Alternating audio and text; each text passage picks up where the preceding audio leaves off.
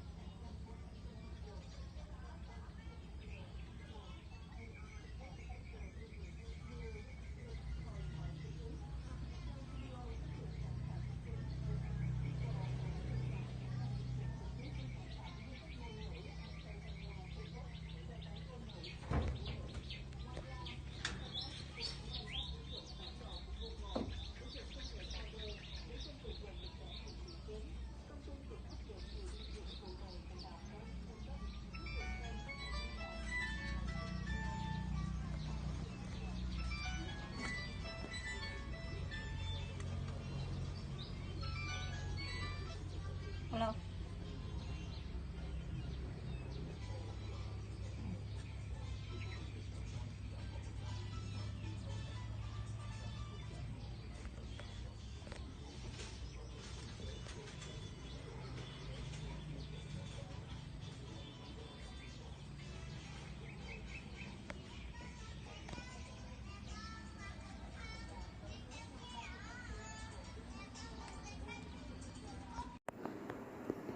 Đây là em bé thời mới có là 2 tuổi thì cha bị bệnh ung thư mất. Em tên là Nguyễn Thị Ánh Tuyết. Đó. Cái em đi vậy thì em cha mất rồi, mẹ thì cũng khờ bỏ đi. Một lần đi cháu xuống đây cháu không biết nói. Nè, bắt tay với cô rồi cô về nè, bắt tay coi. Bắt tay với cô là cô về. Giỏi quá. Nè, bắt tay với cô. Đó. Mày mua cùng ánh ha, mua đồ chơi cho con ha. Chịu không? Chịu vỗ tay coi, chịu vỗ tay coi. Muốn đây. Muốn cô coi coi. Muốn đi. Rồi vỗ ca nè. Muốn theo cô nè. Đó, muốn theo cô nha. Cháu không nói chuyện được. Cháu chỉ ghé vậy thôi. Kêu cháu ca thì cháu ca như vậy đó, cháu không nói chuyện được. Sống kiểu 16 tuổi mà đẹp chét cái gì nè, tay chân nè, có tí xíu à, đó, thấy không? Cái tay cháu trước cái nó ngố như mấy cháu con vậy đó, rồi bắt đầu nó gặp mình cái nó sợ nó làm như này. Bị đánh nó gì, chắc bị đánh mình sợ. Với chó rồi kia, trong mùng á với chó nó ra lòng mình nó sợ như nè.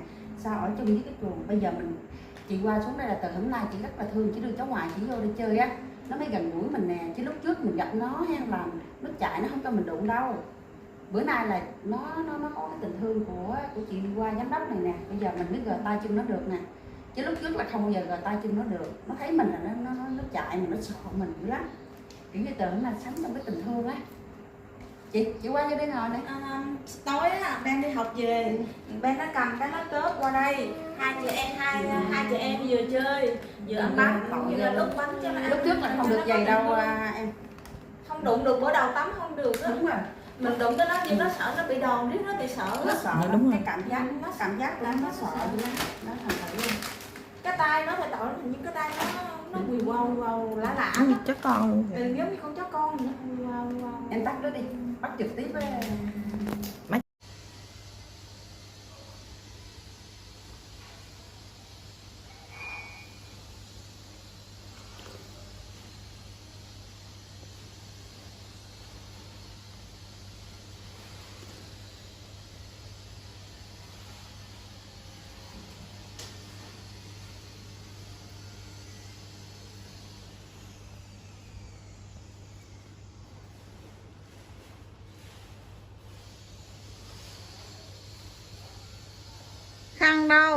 khăn đâu em lấy khăn lau mặt.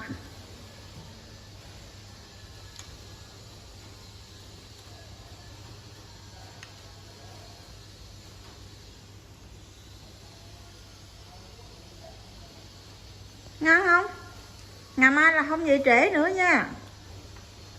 Người con gái gì mà ngủ tới giờ mới dậy ăn cơm.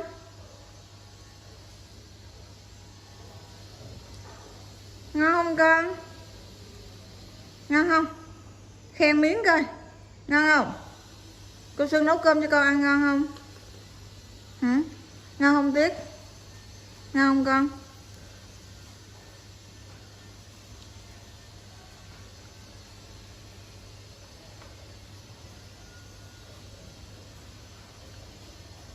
Cầm bỏ cái tay, bỏ cái cây bàn chải xuống, cầm hai tay ăn đàng hoàng. Cù ơ vậy đổ hết làm sao? Cầm cái tay kia cầm cái tô lên, biết không? Con bút vậy con làm đổ ra ngoài hết rồi. Bỏ cây bàn chải xuống.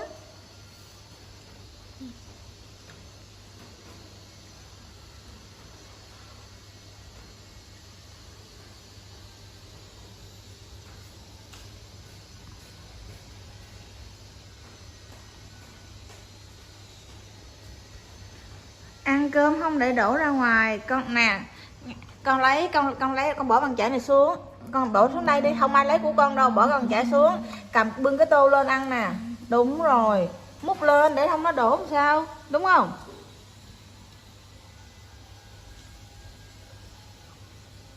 Cái tay này múc cơm, con để bàn chải xuống đi, không ai lấy bàn chải của con đâu. Bỏ xuống đi, cái tay bưng tô lên, cái tay múc ăn để nó không đổ nha. Con bỏ bàn chải xuống đây đi, bỏ bàn chải xuống bàn, cái tay đó bưng cái tô, nhả xương ra đã mắc cổ.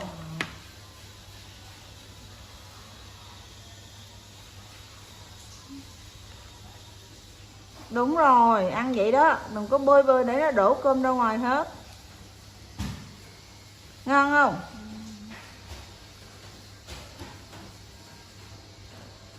Ăn từ từ thôi, không có hất cơm vô miệng, múc ăn đàng hoàng. Rồi chan canh vô. Canh đâu? Tô nào tô canh đâu? Đây, canh đây nè.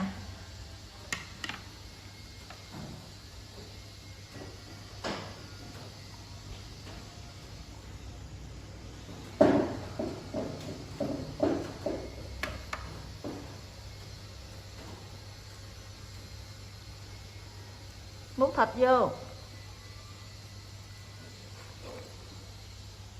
Từ từ thôi con.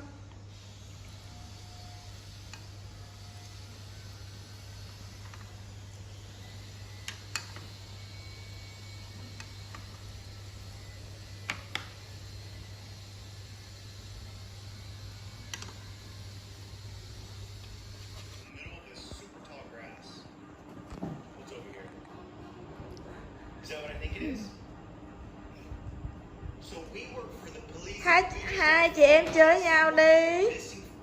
Tuyết ơi, Tuyết hát đi con. Tuyết chơi với em nha.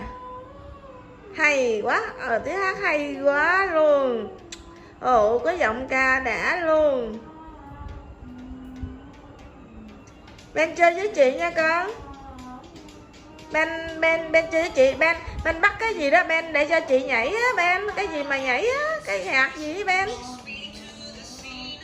Ồ, chị hát hay quá chừng luôn.